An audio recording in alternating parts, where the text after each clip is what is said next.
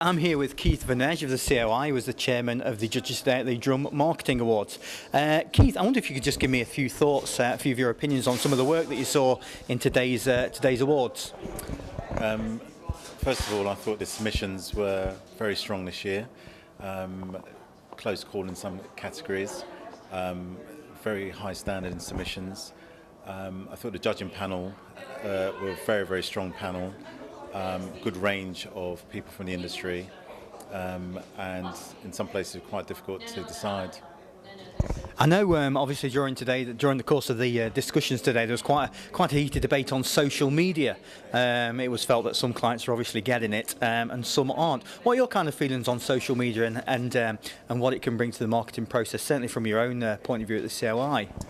I think the social media side of it, there's two schools of thought. It's here with us, and some parts I'm not quite sure how to use it, but people who are actually getting into that kind of media, and it's an opportunity to engage, especially hard to reach audiences. And I think the examples we saw today, one was using it as a tool to generate new business. Another one was using it to integrate social media into their brand and use it as something to communicate to their customers, which I thought was also excellent. And have you got any examples of where the COI are using social media platforms such as Twitter or Facebook? Are you using that as part of your marketing strategy at the moment? Yeah. COI has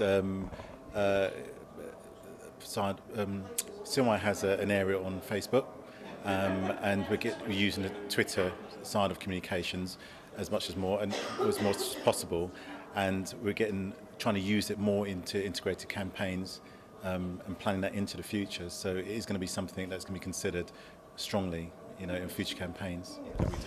And with regards to your job as a marketer, do you think it's more challenging to be a marketer today than it was, say, 5-10 years ago? Now we've got all of these new social media platforms coming along and all the digital platforms now. You've obviously got to think about the more traditional kind of forms of marketing. Is it more challenging to be a marketer today than it was 10 years ago?